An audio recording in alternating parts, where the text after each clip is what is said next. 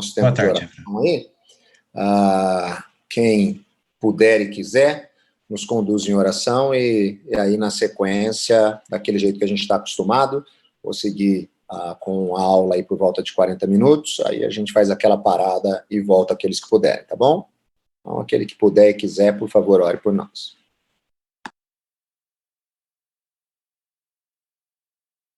Vou orar aqui, professor.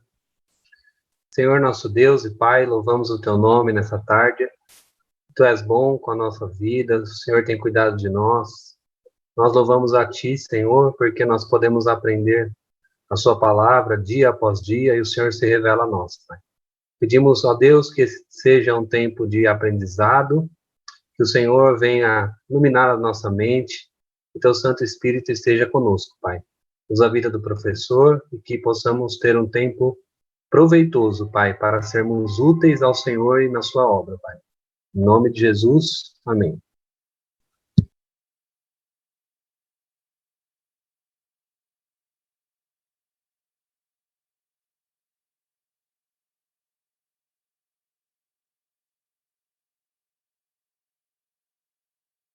Joia, pessoal, vamos lá, então. Deixa eu acertar aqui, eu vou desligar o meu vídeo para não ficar pesando e vou colocar o compartilhamento da tela.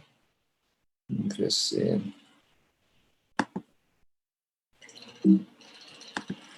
Ok.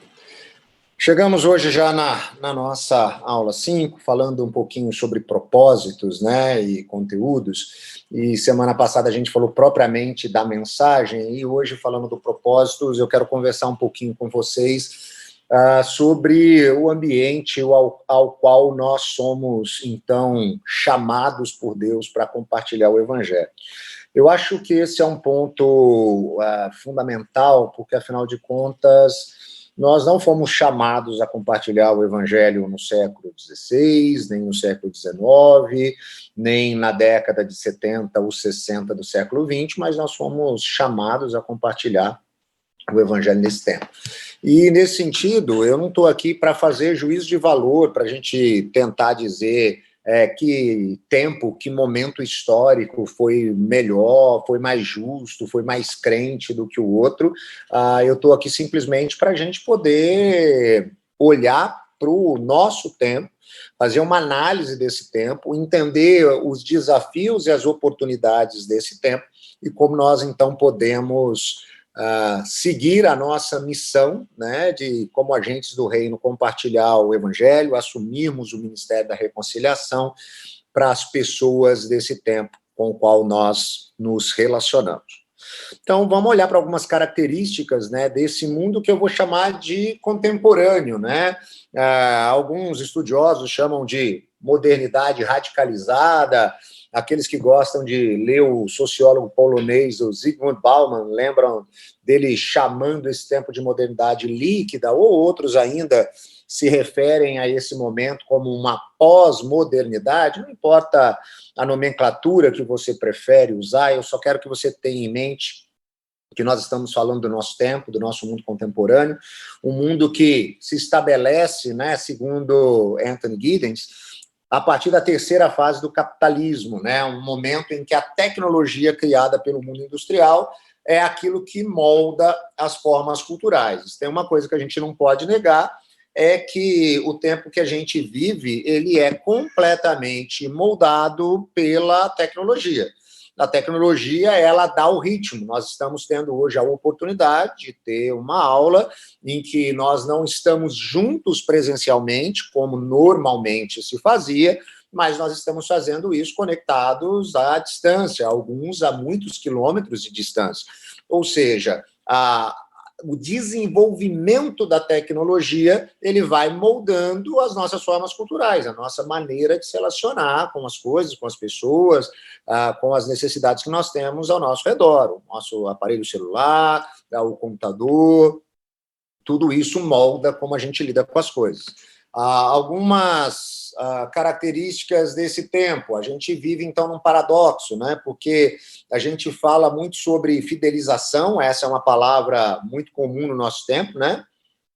Mas a gente, ao mesmo tempo, tem uma dificuldade de lidar com isso. Eu falo que a gente fala muito sobre fidelização porque você sempre ouve isso, né? Essa questão de fidelidade a alguma empresa, alguma coisa. Então, você tem lá o seu cartão fidelidade de alguma empresa, que você consegue descontos, né, por conta disso. Ah, mas se eu moro numa cidade pequena do interior, aqui não tem nenhuma loja de departamento, não tem nenhuma grande loja que tem esse tipo de cartão, mas a tia Maria, que vende cachorro-quente na esquina, ela pega um cartãozinho lá e faz um carimbinho, e quando você comer, né, 10 cachorro-quentes na barraquinha dela, ela vai carimbando e você ganha um hot dog de graça. Então, é a mesma ideia da fidelização. Mas, enquanto a gente busca isso, a gente percebe também uma inaptidão, porque diferente do passado, né, em que havia, de fato, uma fidelização com as coisas, principalmente nesse aspecto comercial, você pode lembrar aí, talvez, de alguma coisa que seus pais ou avós contaram, que quando eles precisavam comprar algo, eles iam, né, na mercearia do seu Joaquim, que ficava na esquina, e tinha uma caderneta, né, onde se anotava, se assentava aquilo que você comprou, e no final do mês você ia lá e pagava. Então, você não ia buscar em outro lugar, você ia comprar no seu Joaquim, independente do preço, porque lá você tinha essa facilidade. Hoje não, hoje você tem inúmeros supermercados, mercados, possibilidades perto de você, você vai procurar onde tem aquilo que você quer, a melhor marca, o melhor preço. Então, ao mesmo tempo que a gente tem uma necessidade de fidelização, a gente tem uma inaptidão. Quer queira ou quer não, isso tem implicações para a igreja, né? Afinal de contas, foi-se o tempo onde a gente tinha essa fidelização com a igreja local, e se tinha uma necessidade daquela igreja, a gente procurava ajudar a resolver. Hoje, nessa cultura descartável, se existe algo que não te atende, a escola dominical das crianças, o departamento infantil é fraco, ou o louvor é ruim, não tem um músico que toca decentemente, a pessoa simplesmente começa a procurar, né, num outro mercado, numa outra igreja, né? Então, isso são características do nosso tempo, um tempo muito moldado por imagens e símbolos, que foram substituindo os textos e os discursos longos. A maioria de vocês não deve lembrar, mas eu lembro que quando eu era criança, a gente ouvia lá no Jornal Nacional, no Fantástico, notícias sobre Cuba. Fidel Castro faz um discurso de 12 horas, e essa coisa ficou marcada na minha cabeça. Eu, naquela época, já pensava, nossa, a pessoa ficou 12 horas ouvindo, né? Mas isso no passado, né, discursos longos, né, momentos assim de falas longas eram comuns. Basta você olhar os filmes antigos com diálogos, né, de muito tempo. Você vai pegar filmes da década de 50 e diálogos que duram 15, 18, 22 minutos de um filme de 1h30. E hoje em dia, um diálogo de mais que 2 minutos num blockbuster já é um absurdo. Há uma dificuldade, né, com esses discursos longos, e isso foi sendo substituído, principalmente por imagens, né? Nós somos muito mais visuais, e também símbolos, né? A gente tem uma facilidade muito grande, você receber uma mensagem no WhatsApp, em vez de ficar respondendo um monte de coisa, você faz um joinha ou usa qualquer outro emoji para expressar aquilo que você está sentindo. E sem falar no imediatismo que nós somos, né, passando a vivenciar, né? A ideia do fast food, essa coisa das compras online, que a gente não precisa nem ir naquele lugar, a gente simplesmente já chega e de casa mesmo a gente pede para entregar. Eu tenho ficado cada vez mais impressionado, por exemplo, com a logística da Amazon. Às vezes eu peço à noite alguma coisa, né? Dica aí para aqueles que têm criança pequena em casa, tem bebê em casa, você precisa comprar fralda, você esqueceu de buscar ali no final da tarde, a sua esposa pediu para você buscar a fralda e você esqueceu, e aí não vai dar para você sair em tal lugar. Às vezes é mais barato e mais fácil você ligar para você comprar na Amazon, a garantia que no outro dia cedinho já está na sua porta, do que às vezes você sair para procurar uma coisa específica. Então a gente vai ficando assim muito mobilizado por esse imediatismo, né?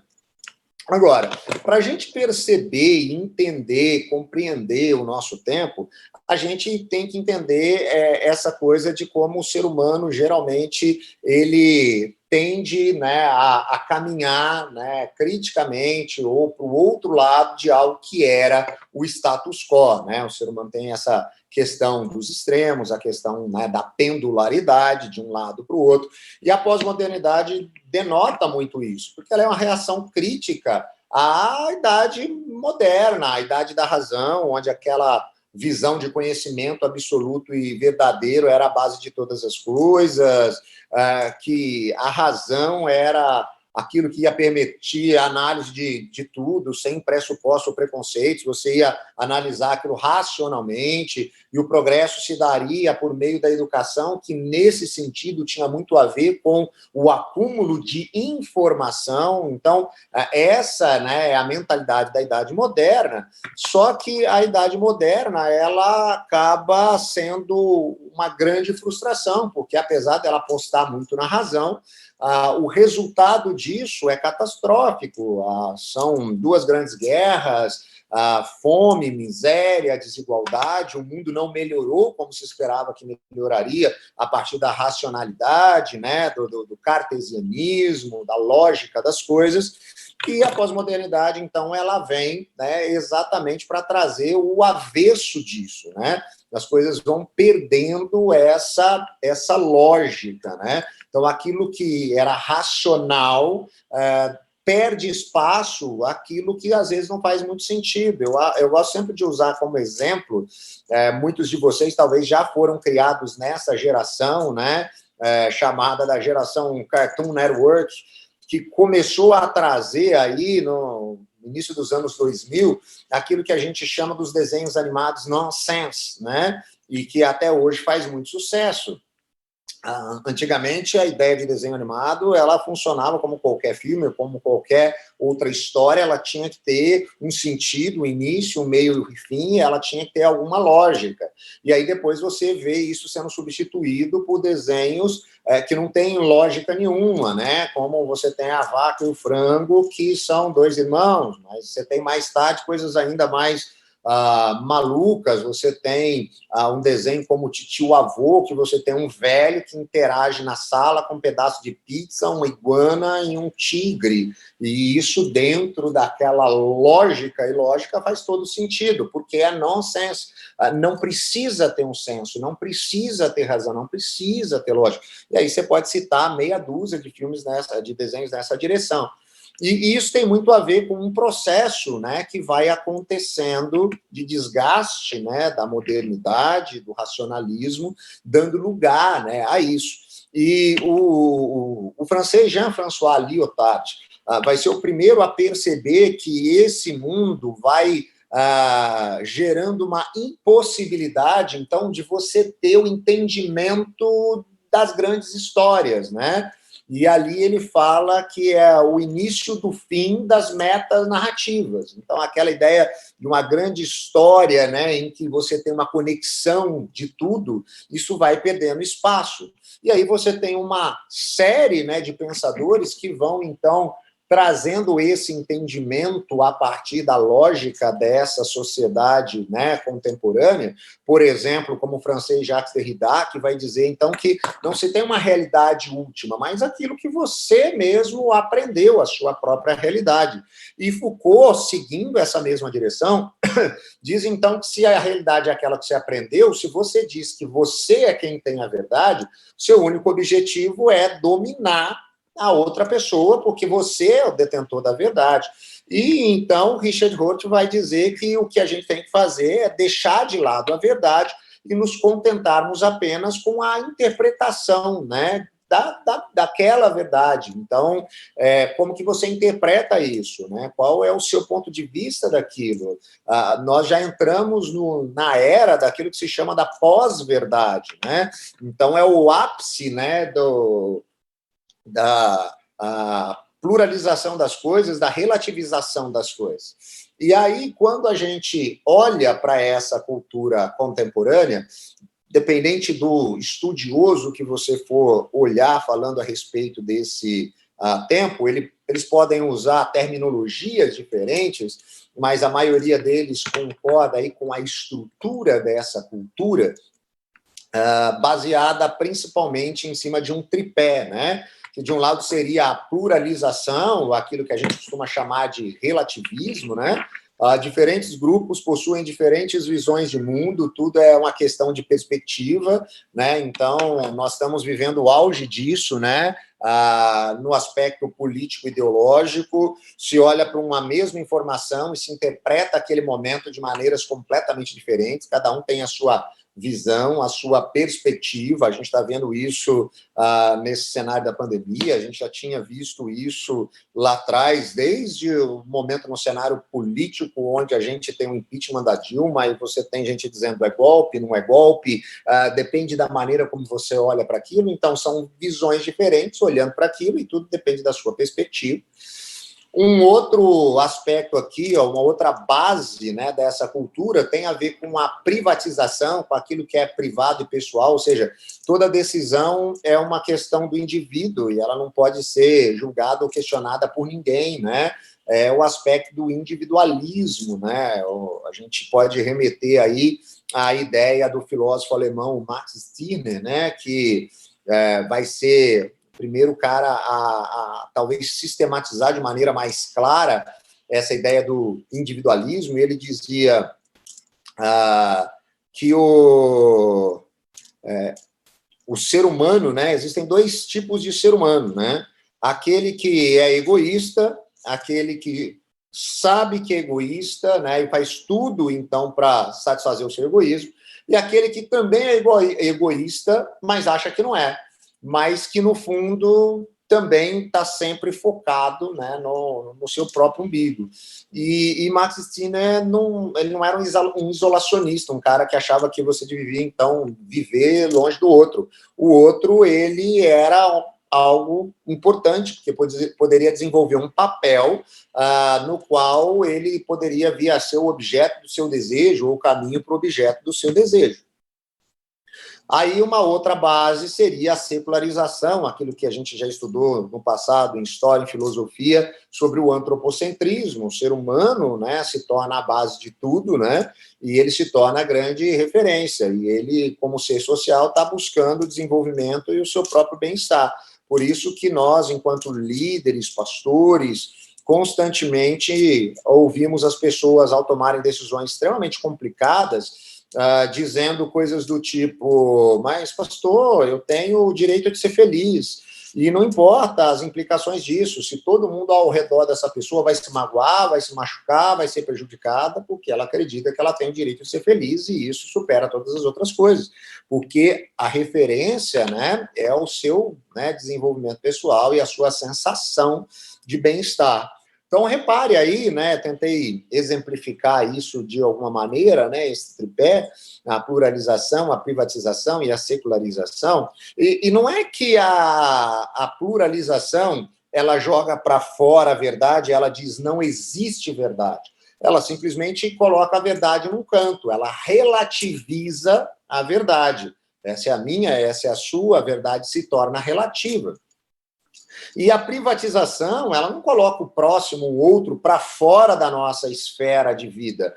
Ela coloca num cantinho, ele pode vir a ser útil, ele pode ser objeto do meu desejo ou o caminho para eu alcançar o objeto do meu desejo. E a mesma coisa é feita com a ideia de Deus, né? Então, diferente do que no mundo racional cartesiano da modernidade, você tem um ateísmo científico onde se diz, né, Deus existe ou Deus não existe. Aqui é diferente. Deus ele não é colocado para fora da minha esfera de vida, mas ele é colocado para um cantinho da esfera da minha vida, porque ele se torna o gênio da lâmpada. Na hora que eu precisar dele, eu esfrego, ele aparece, ele realiza os meus desejos, né? E, então, existe, por conta disso, esse sincretismo, essa visão de uma espiritualidade. O povo, no mundo contemporâneo, é muito mais espiritualizado do que na idade moderna, porque agora, né, ele cultiva esse aspecto da espiritualidade. Ele pode ter dificuldade com igreja, instituição religiosa, o Deus cristão, mas ele busca a espiritualidade, seja a espiritualidade dos cristais, seja a espiritualidade dos legumes. A ideia de chá desintoxicante que faz bem para a alma é uma ideia sobrenatural nesse sentido, né? Então, não é que é colocado para fora, simplesmente é colocado num cantinho. E o que isso gera, né, de maneira prática, já que a gente enxerga, então, a vida assim? Ela se torna departamentalizada, a vida passa a ser vivida pelas pessoas do mundo contemporâneo como se fosse um monte de caixinhas, independentes umas das outras, né? Ou gavetinhas, se você preferir. Então, eu tenho ali a caixinha ou a gavetinha da minha espiritualidade, como eu cultivo. E aqui eu não estou falando nem desse sincretismo maluco, estou falando, né, de pessoas que até frequentam as nossas igrejas e são firmes, comprometidas com as atividades das nossas igrejas, mas também vivem assim. Elas têm a caixinha da espiritualidade delas, a caixinha da religião, e elas têm a caixinha da profissão, a caixinha do lazer, a caixinha do relacionamento. E aí você tem uma jovem na igreja que ela é muito envolvida com a igreja e ela dá aula na escola bíblica dominical e ela sempre quer estudar mais da Bíblia e procura alguns livros até de teologia, mas na hora dela começar o namoro, ela não começa a namorar com um cara tranqueira, que tem uma fé completamente diferente da dela, não acredita em nada do que ela acredita, tem visões de mundo muito complicadas a partir de uma perspectiva cristã, mas ela vai dizer, não tem problema, essa é a minha caixinha de relacionamentos, eu estou cuidando da caixinha da espiritualidade lá na igreja, mas essa é a caixinha dos meus relacionamentos. Você tem aquele jovem da igreja muito participativo e sempre solícito, que está lá na mesa de som, que você já está preparando para ser diácono, mas de sexta-feira à noite, de sexta para sábado, ele passa a noite na internet consumindo pornografia, e domingo depois da igreja ele sai para a balada para colocar em prática aquilo que ele viu nos filmes, e não tem problema, porque afinal de contas é a caixinha do lazer dele, é o que ele está fazendo no tempo livre, não tem a ver com a espiritualidade dele. Ou então você tem aquele presbítero, né, que chega a ser chato, que se você põe o pé no banco, ele vem com 4 pedras na mão, você está profanando a casa de Deus, e extremamente legalista, mas quando você chega na empresa dele, ele está pagando bola, recebendo propina, ele está sonegando imposto, e ele diz, não, pastor, mas se eu for fazer do jeito que o senhor está falando, a minha empresa vai quebrar. Uma coisa é a minha caixinha da espiritualidade, outra coisa são os meus negócios. Você consegue perceber, né, como isso está muito mais perto da gente do que a gente imagina?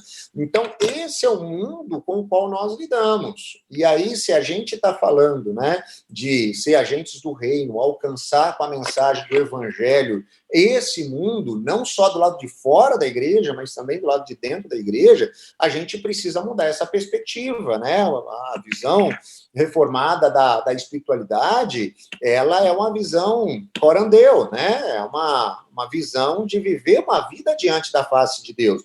Então, não existe caixinha, não existe gaveta, é tudo uma coisa só, né? Aquilo que a gente faz no nosso tempo livre, nos nossos negócios, profissão, ou nos nossos relacionamentos, estão todos conectados, né, com aquilo que nós somos diante de Deus, né? Então, nós fazemos tudo para a glória de Deus, e isso, né, acaba tendo um alcance em todas as áreas, todas as esferas da nossa vida. Não há separação, não há diferenciação, né, desse tipo de coisa, ok? E, então, como que a gente pode ser relevante no contexto contemporâneo? E aí é coisa para a gente começar a ruminar. As pessoas não estão tão abertas a afirmações absolutas, e nós temos afirmações absolutas. As pessoas não acreditam em instituições, e nós, de certa maneira, estamos envolvidos com uma instituição. As pessoas buscam, e muito, né, solução em relacionamentos afetivos. Haja visto essa coisa da força que as redes sociais tiveram, apesar da distância das pessoas, mas a questão de alguma maneira estar conectado com outras pessoas. São pessoas mais distintas, né? Elas têm muito mais acesso à informação do que no passado.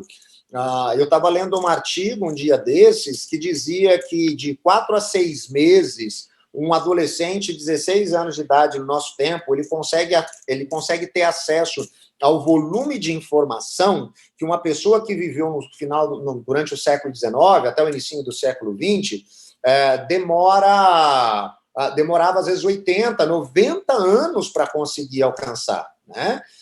Então, essas pessoas são muito mais distintas, elas têm muitas possibilidades, né?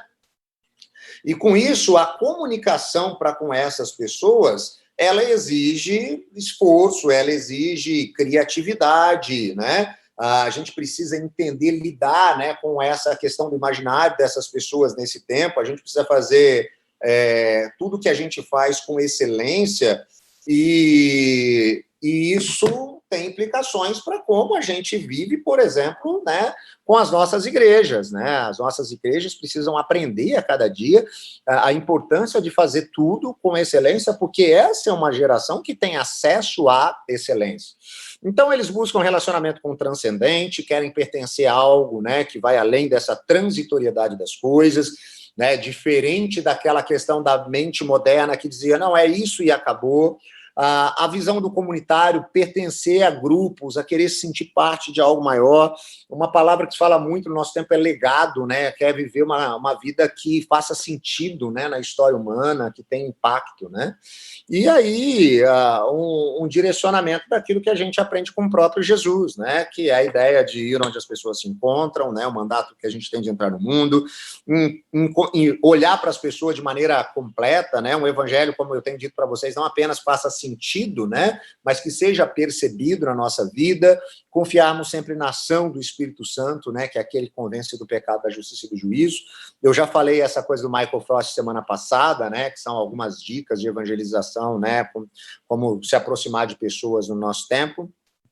E entender que esse mundo, né, está em transformação, né? Mudanças socioculturais, saindo, né, da modernidade para a pós-modernidade, entender que isso vai ter aspectos, inclusive, na nossa eclesiologia, a maneira da gente enxergar o que é ser igreja. Afinal de contas, a gente até hoje ainda respira um modelo que foi um modelo, né, do fim da Idade Média, do início da Idade Moderna, da Reforma, e que vem antes disso, da própria, né, igreja vigente na época da Idade Média, muito centralizada no edifício, né? A gente é muito focado na questão do edifício, por isso que a gente chama, né, o templo de igreja, muito centralizada na figura do sacerdote, apesar da gente ter, né, a visão reformada de Calvino, principalmente trazendo o aspecto do sacerdócio universal de todo cristão, mas a gente ainda tem essa coisa de que não, a oração do pastor ela vale mais, e os crentes da sua igreja pensam assim, né? Então, é uma coisa difícil, às vezes, de lidar, centralizada no púlpito, e aqui eu não estou falando contra a questão da pregação, mas a ideia, né, daquele momento exclusivo do que está acontecendo na igreja, e não pensa a igreja de segunda a segunda, mas, às vezes, apenas no momento de domingo, né? E a gente tem que pensar um pouco além disso, e eu acho que a pandemia tem nos ensinado bastante a aprender de maneira ainda muito mais rápida de que esse mundo é um mundo talvez diferente daquele ao qual nós estávamos sendo preparados para lidar, né? Então, uma visão que o Novo Testamento já nos trazia, né? De sermos chamados para fora, agentes do reino, né? Cada um como parte do mesmo corpo, cujo cabeça é Cristo, nos percebemos, né, como eleitos, povo de Deus em missão no mundo, parte da comunidade daqueles que são discípulos e discípulas de Jesus. Joia. Pessoal, hoje consegui ir um pouquinho aqui mais rápido e consegui terminar um pouquinho antes do nosso tempo aqui. Tem 8 minutos, então eu já vou deixar para vocês aí aberto, se alguém tiver alguma dúvida, algum questionamento, alguma contribuição, fique à vontade para já começar a fazer, tá bom?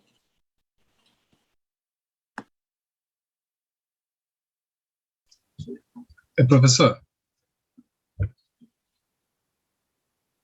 a minha pergunta é referente... Quem está falando? Desculpa, eu estava desligado. É o Hudson. Oi, Hudson, pode falar.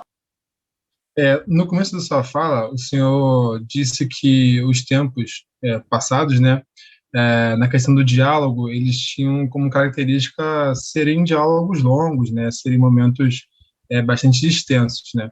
E aí eu me lembro de ler em algum lugar sobre a pregação que Spurgeon fazia, e tantos outros da época dele, que eram pregações de 1 hora, né, 1 hora e meia, 2 horas, mas era normal, era cultural esse tipo de pregação, né? Só que a gente, se fizer isso hoje nas nossas igrejas, a gente esvazia a igreja antes do culto terminar, né? Porque não tem mais como ter essa abordagem de 1 hora, 1 hora e meia pregando, né? E aí a minha pergunta é concernente a isso, né? Como ter essa leitura do tempo, porque como é que a gente pode fazer essa leitura de maneira mais correta para que a gente não cometa certos não pecados, mas erros em não saber lidar com a cultura vigente, porque os tempos mudaram, né? Os tempos não são mais os mesmos. E a minha pergunta é como enfrentar, como lidar com essa mudança que tanto tem se tornado corriqueira. Excelente pergunta, Hudson. Eu acho que, assim, dentro desse, né, nosso tempo, a gente ainda tem que fazer a leitura do nosso próprio ambiente, né? Isso ainda é outra situação, além disso que você já falou, né, que é aquela questão do mundo contemporâneo, que diz respeito a todos, mas você também tem que fazer a leitura do seu público, né? Eu costumo dizer que, às vezes, públicos que você vai falar que estão mais acostumados em ambientes acadêmicos, com palestras, né, e coisas do tipo, em discursos assim, às vezes você consegue ter, né, a possibilidade de um tempo maior. Agora, eu diria, tudo tem a ver com conteúdo, né? Porque, às vezes, se você tiver um bom conteúdo, nesse público você consegue falar 40, 50 minutos, às vezes até 1 hora. Agora, se você não tiver conteúdo bom, em 10 minutos mesmo, essas pessoas que estão habituadas a ouvir, e elas, por serem habituadas a ouvir, também são mais exigentes, elas também não vão te ouvir só porque elas estão acostumadas a ouvir muito tempo, se você não tiver nada para falar. Então, tem a ver com conteúdo. Então, eu acho que existem alguns ambientes que ainda você tem essa possibilidade. Eu acho que é uma questão de momentos, depende, né, de momento, daquilo que você está se propondo a fazer, dá para você fazer isso. Um ambiente de escola bíblica dominical, em 50 minutos, onde você tem uma dinâmica, onde há interatividade, é mais fácil você conseguir ter um discurso mais longo, do que, por exemplo, né, no momento da pregação. Existem, né, algumas comunidades de pessoas simples, que talvez, quanto mais tempo você fala, a possibilidade, principalmente se você não faz uso de nenhum recurso, de perder a atenção, ela é ainda maior. Então, isso aí é uma leitura que você tem que fazer a partir daquela comunidade. Por exemplo, existem variáveis? Existem.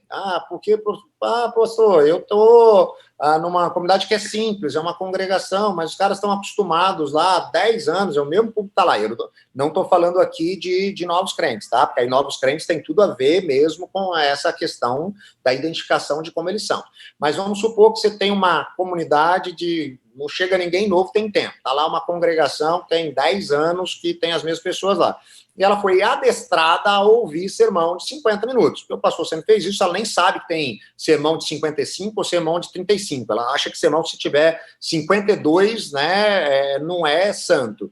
Então, ela foi condicionada àquilo. Então, você tem que fazer esse tipo de leitura e entender, né, quem são as pessoas que estão te ouvindo. Mas eu, pessoalmente, acho, né, que hoje, nosso tempo, é muito complicado. A facilidade do disjuntor cair é muito grande, né? Então, você precisa muito de recursos de comunicação. Não estou falando só de recursos audiovisuais, como PowerPoint. Isso é bom, isso pode te ajudar.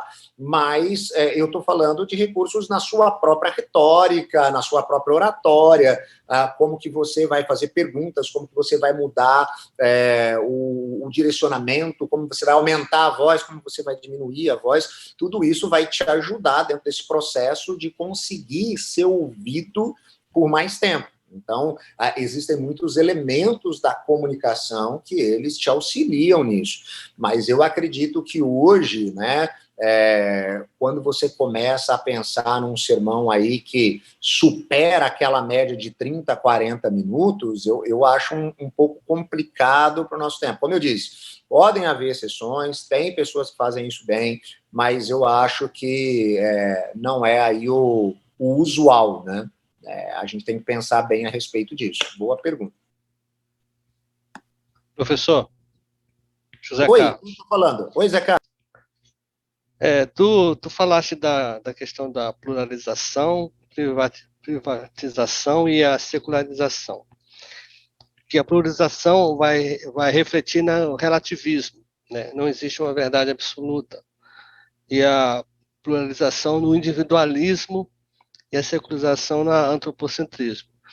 E isso vai de encontro a tudo aquilo que é evangelho. Porque o evangelho traz uma verdade absoluta, aonde não há individualismo, é um corpo que trabalha mutuamente. Isso. E o centro dele é Cristo, Isso. não o homem.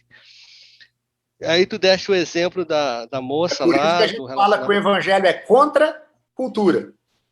Então, aí tu deste o exemplo lá da moça lá, com relacionamentos errados, não sabendo priorizar o que é certo, o que é errado, do rapaz lá, né, de uma vida não voltada para a santificação, e do presbítero, um profissional, né, corrupto, né, vamos dizer assim, que não faz o que é correto.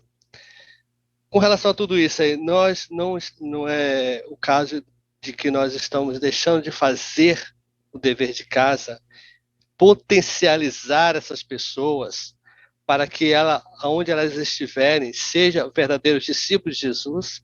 Vai acabar o tempo e a gente volta. O Thierry está aí, não, né? É só a gente voltar no mesmo link aqui? Pelo menos uma semana. A aula do pai, menino.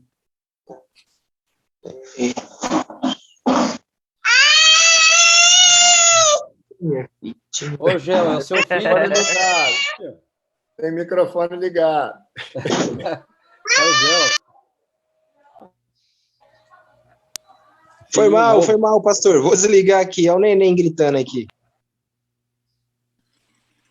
Deixa o neném gritar, rapaz. Pessoal, já estamos aqui em 20, deixa eu já ir respondendo. O Zé Carlos já está aí? Que ele fez a pergunta. Beleza. Você está, Zé Carlos? Tá aí. Pessoal, e aí? Olha a provocação do Zé Carlos. Como que a gente lida? Ele falou, será que a gente não está fazendo a lição de casa direito? O que vocês acham? Eu acho que essa é uma boa resposta. E qual que seria a lição de casa? Sinceramente, eu acho que isso tem tudo a ver com a gente, com a nossa disciplina de evangelização, porque eu acho que nós temos pecado na pregação do evangelho. Porque esse agente transformador de mudança que é feito pela ação do Espírito Santo a partir da mensagem do evangelho, né, ele produz esse tipo de transformação, ou pelo menos de maturação, é claro, não estou falando de pessoas perfeitas, mas de que pelo menos entendem isso uma perspectiva madura. E o fato das pessoas não entenderem isso, talvez seja um pouco a nossa dificuldade em apresentar o evangelho. Às vezes a gente tem apresentado uma perspectiva religiosa, muito pautada na verdade e sem graça, ou às vezes a gente está apresentando uma perspectiva muito licenciosa, pautada na graça, mas sem verdade, mas a gente não tem apresentado um evangelho estabelecido como Jesus cheio de graça e verdade. Eu acho que isso gera esse entendimento, né? Por isso que quando eu coloco ali a solução para essa vida departamentalizada, esse entendimento de uma vida diante da face de Deus, mas uma vida vivida diante da face de Deus só é possível a partir, né, de uma vida que é vivida pelo Evangelho. Por isso, uma das minhas salas mais recorrentes é de que a gente deve começar com a gente mesmo, né? Pregando o evangelho ao nosso próprio coração todos os dias. Eu falo que esse é meu exercício diário. Eu acordo relembrando meu coração que eu não presto. Que durante o dia eu vou ter um monte de tendência a fazer coisa errada. E eu gosto de relembrar o meu coração de que, graciosamente, Deus, né, me ama apesar disso, e em Cristo Jesus ele arranjou um jeito de me trazer de volta para ele. Eu acordo com esse entendimento. Eu acho que, enquanto a gente não transbordar disso na nossa vida, não adianta a gente ir para qualquer outro caminho. E quando isso passa a se transbordar da nossa própria vida, você vai ver que toda vez que você for pregar, falar, ensinar, isso também vai estar completamente conectado. E isso tem que ser repetido, porque é como se a gente, eu costumo brincar de que é como se a gente, ao desligar, ao dormir, voltasse, desse um shutdown e voltasse às configurações originais, né? E aí a gente esquece esse negócio. E aí a gente precisa ser relembrado disso de novo, né? E as pessoas precisam ser relembradas disso. Por isso que a pregação do evangelho ela é tão cara, né? E por isso que eu sempre digo para vocês que a pregação do evangelho não está ligada apenas ao aspecto do evangelismo no sentido de apresentar conceitualmente Jesus para as pessoas, mas ela está completamente ligada com o desenvolvimento do discipulado, o processo de amadurecimento, né, de maturação dos discípulos e discípulas de Jesus, né? Eu acho que essa é a única maneira que a gente vai conseguir resgatar isso. E aí, como eu disse, o evangelho, ele é contra a cultura, né? Ele é contra a cultura. Então, esse é o desafio. Agora, eu só quero que vocês não tenham uma coisa na cabeça. Mas tá vendo? Olha que problema, é o tempo que a gente tá, porque no passado era bom, né? Eu tinha um pastor que uma vez respondeu para uma senhorinha na igreja que toda vez reclamava, né, do nosso tempo e ficava falando, não, porque antigamente que era bom, hoje é tudo uma perdição, que o mundo está cada dia pior, porque no passado que era bom, porque nos tempos bíblicos isso, porque nos tempos bíblicos aquilo, e aí ele respondia, nos tempos bíblicos que era bom, né, Sodoma, Gomorra, né, era tudo uma maravilha, né, então assim, pecado é pecado desde o Éden, meu amigo. Então, assim, cada geração tem sua desgraça. Então, a gente precisa entender qual é a nossa desgraça. A nossa desgraça é essa coisa da relativização. Mas 60, 70 anos atrás era mais fácil? Claro que não. Sabe uma das coisas mais absurdas que eu ouço?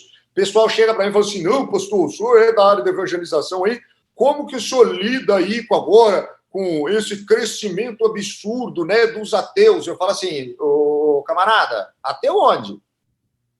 Vamos tentar entender, porque o ateu científico, na perspectiva, né, do ateísmo científico da mente moderna, ele não existe no nosso tempo. Definitivamente ele não existe no nosso tempo. O cara que diz, não existe Deus, não acredito em Deus, não existe nada sobrenatural, a vida é aqui, agora acabou, esse cara está em extinção. Não é porque o Richard Dawkins vende meia dúzia de livro que a gente acha que esse negócio está, de novo, em voga. Não está. É aquilo que eu falei, não existe nenhuma geração mais espiritualizada que a nossa. A espiritualidade dessa geração pode estar corrompida e enganada? Pode.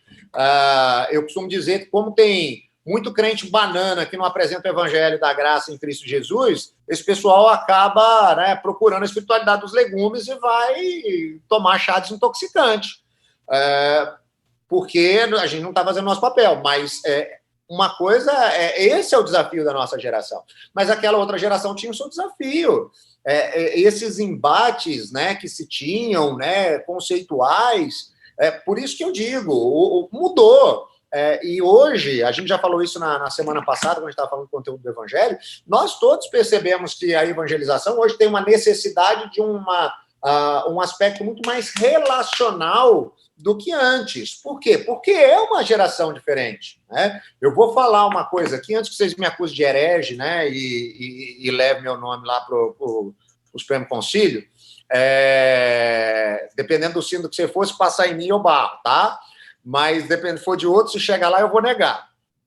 Mas presta atenção, a gente fica com esse negócio aí, mas pensa nisso. Hoje nós vivemos em um tempo onde as pessoas, primeiro elas se convertem, elas se rendem, que é a conversão, né? Porque se a gente sabe que o aspecto conversão, na nossa perspectiva reformada, né, tem a ver com aquilo que o Espírito Santo faz, mas se a gente pegar a conversão na perspectiva da atenção que a pessoa dá a algo, que é o que a perspectiva mais, né, arminiana traz, e que às vezes a gente acaba trazendo, né, para a nossa fala, né?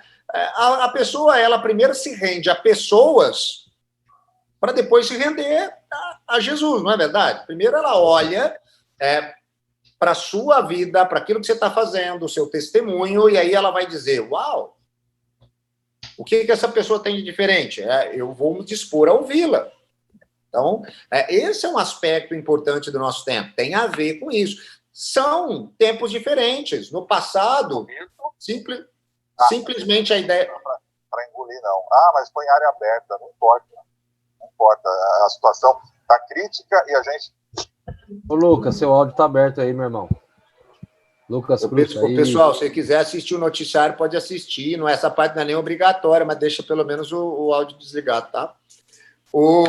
Então, a gente precisa entender que simplesmente são diferentes.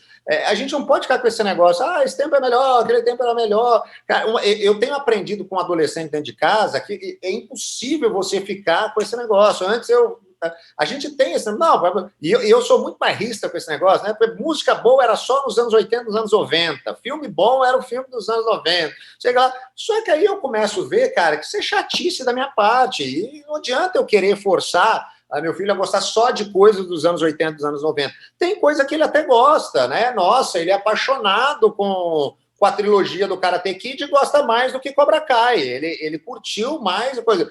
Tem uma coisa, ele gosta de algumas músicas da minha playlist que ele passa para a playlist dele. Mas vai eu tentar falar para ele que o Peter Parker é melhor que o Miles Morales. Ele vai me dar um couro, ele não aceita. Eu falo assim, não faz sentido o que você está dizendo.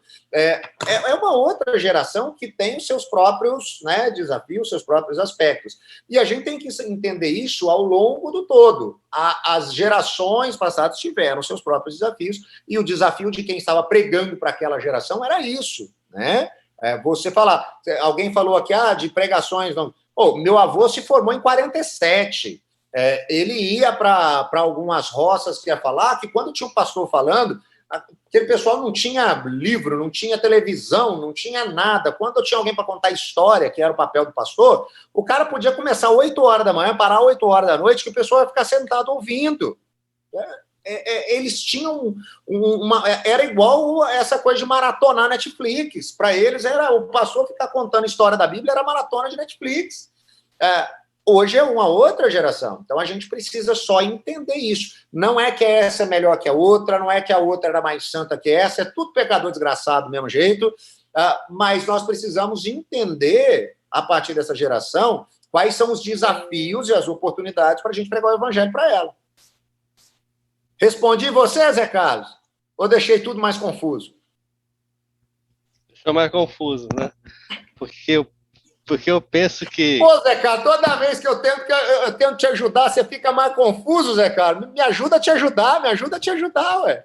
Eu penso que a igreja, ela seria mais missional, né? Porque batendo na tecla hoje, que mais do que nunca o evangelismo é relacional, exige relacionamento, existe o conquistar a atenção e a confiança da pessoa, isso não se daria da melhor maneira, por exemplo, no meu trabalho, na minha escola, que passo muito tempo com pessoas, né, com a minha vizinhança, e isso eu penso que é aquela questão do que eu falei, estamos deixando de fazer o nosso trabalho de casa, que é o quê?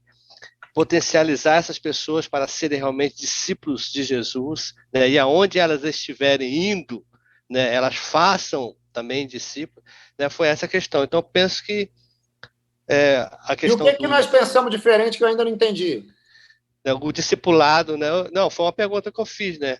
Não, é porque agora eu perguntei para você se a gente estava na mesma página, você falou que não. Não, eu não entendi se tu respondeste assim dessa forma.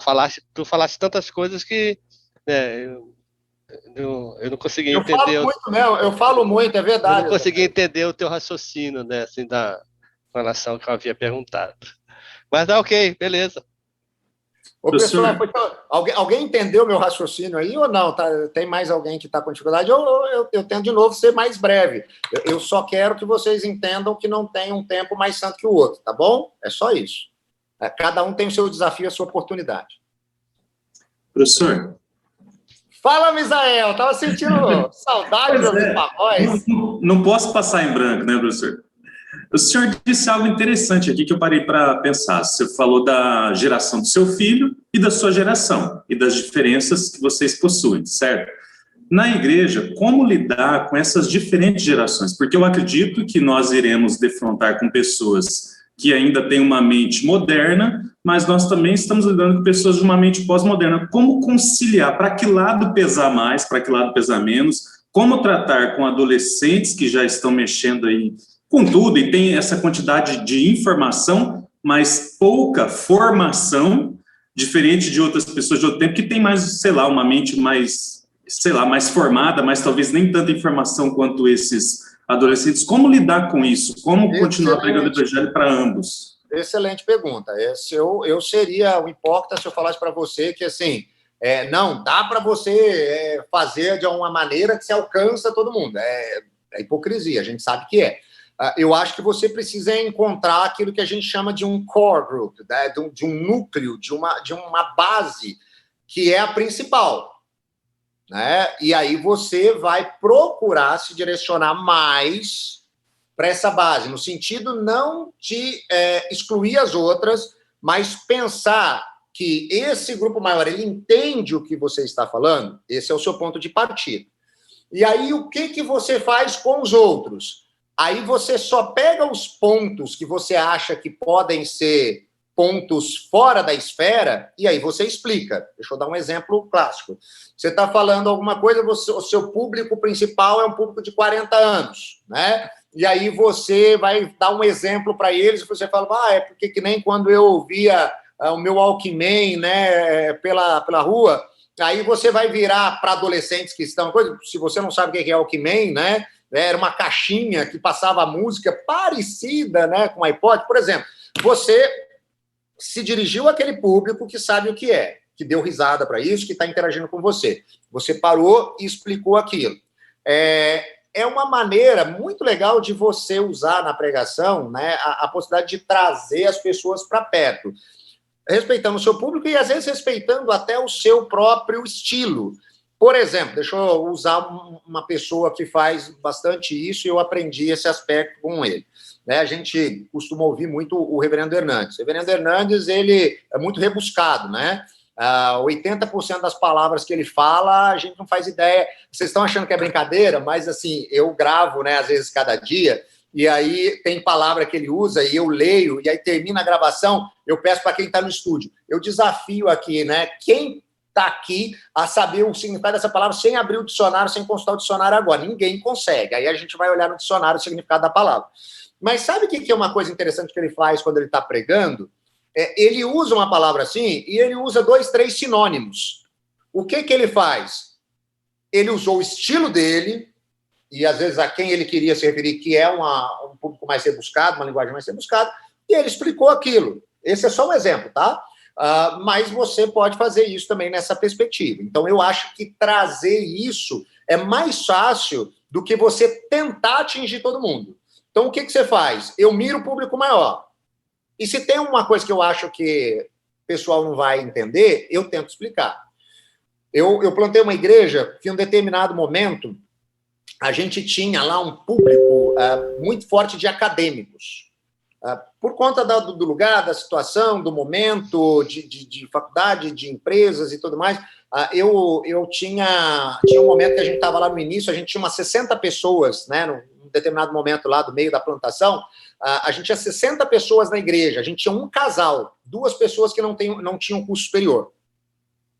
Então, assim, não adiantava eu falar assim, não, eu vou ter que ter uma linguagem simples aqui. Não, o meu público era um público onde a maioria dele tinha curso superior, 70% tinha pós-graduação, mestrado, doutorado. Então, eu tinha que pensar nisso. Agora, eu tinha pessoas ali ou visitando, ou né, esse casal que era um pouco mais simples da igreja, eu ia deixá-los desassistidos? Não. Se eu ia dizer algo que eu acho assim, opa, pode ser que eles vão ficar perdidos, eu procurava dar uma explicada. Então, é mais fácil você fazer isso do que você tentar alcançar todo mundo. Você mira no que tem mais e puxa, né, para perto quem tem. Então, se você tem um público que a maioria é casados, você vai dar exemplo de criação de filhos, né, ou de relacionamento conjugal. Só que você tem solteiros, ou tem viúvas, ou tem, né, algum jovem. Aí você fala, ó, mas para você que é solteiro, ok? Você ficou lá falando, às vezes o seu sermão é sobre casamento, porque tinha a ver com aquilo. Você ficou 30 minutos falando sobre casamento. Mas na hora que você falou 2 minutos, uma aplicação da verdade, daquela mesma verdade do evangelho para o solteiro, aquele cara trouxe para ele os 30 minutos que não tinham nada a ver. Então você o conectou com a mensagem. Faz sentido, Misael? Ou a gente está em página diferente também? Não, concordo plenamente. Eu só acho que é uma dificuldade muito grande, né, professor? E também eu não tenho a fantasia... Já falei que você acha que é fácil, vai vender sorvete, rapaz. Quer ser admirado, quer ser serviço gostoso, tranquilo, vai vender sorvete, dá tempo. Não tem facilidade, não, né? Professor, é que o senhor falou algo interessante, porque, assim, na igreja vai ter gente nova, vai ter gente antiga. Assim, eu acho que é impossível conseguir em toda a pregação alcançar toda a igreja. Então, eu acho que o pastor, pensamento meu, se o senhor me corrija se eu estiver errado, ele deve sempre estar pensando no público dele, de fato. Mas é claro que existem passagens da Escritura que ele foi direcionado a pregar que vai servir mais para um do que para outros, né? Eu acho que essa questão também de trabalhar a questão do ensino na igreja que é importante, porque daí você consegue trabalhar com pessoas diferentes, culturas diferentes, né? A pluralidade é um desafio do nosso tempo mesmo, né? Uma última pergunta para a gente encerrar aqui, que vocês já não me aguentam mais, vai. Reverendo, só um comentário. Quem está falando? É o André. Oi, André. Você não está aqui na tela, não? Cadê você? Ó, eu sou do Sino do Sudoeste Paulista, não é isso mesmo? Aqui, você está aqui pertinho. Te achei. Você é de Sino? Qual o Sino que vai me acusar? Qual a consulta? Sudoeste Paulista, do Clodoaldo Furlan, não é esse não, então né? tá tranquilo. Então o Furlan mata esse negócio aí no ninho. Brincadeira, é verdade. Ouvindo todas as conversas aqui, todos os questionamentos, eu me identifico com aquela pessoa que leva para os tempos antigos, com aquelas pessoas... porque, assim, nesses 7 anos de presbítero que eu tive, então eu tive que lidar com as situações diretamente. Com aqueles que vieram, por exemplo, eu quero um relacionamento, mas eu conheci uma pessoa de fora. E eu explico, não, mas a chance de dar errado, a conversão pode até acontecer, mas é difícil. Eu falo, mas a pessoa que é crente que casa também não dá certo. Então, todos esses questionamentos que a gente enfrenta, eu acho que o nosso consolo, como o senhor disse desde a primeira aula, né? Quem faz alguma obra, quem opera de fato, e eu acredito, eu sei da dificuldade, igual o Misael falou, e muitos talvez não compreendam mais uma pregação do que outra e tudo mais, mas ninguém vai sair vazio, né? Ninguém vai sair vazio e deixar de ser alimentado. Então, acho que é isso que nos consola, né? E apesar da nossa dificuldade, da nossa ineficácia em fazer tudo bonitinho, a gente tem que buscar, logicamente, por isso que a gente está tendo aula aqui, fazendo seminário, mas eu acho que esse é o consolo, né, reverendo? O consolo é a ação do Espírito, né? Com certeza, é ele que vai, né, fazer a ficha cair, e aí você precisa explicar para os mais novos o que é isso, né? A diferença certo, de só pessoal? falar e comunicar, né, reverendo? Oi, Luiz, fala aí, querido. A diferença de só falar e a outra é comunicar, né? Com certeza. Isso mesmo. Pessoal, é bom demais dar aula para vocês, viu? Vocês são gente boa. Ó, escrevam lá a presença, na próxima aula aí, mesma coisa, tá bom? Estou à disposição de vocês. Em oração por vocês, pelas suas famílias, viu? Mantenham-se seguros. Deus os abençoe. Valeu, professor. Até mais. Falou. Obrigado. Tchau. Valeu.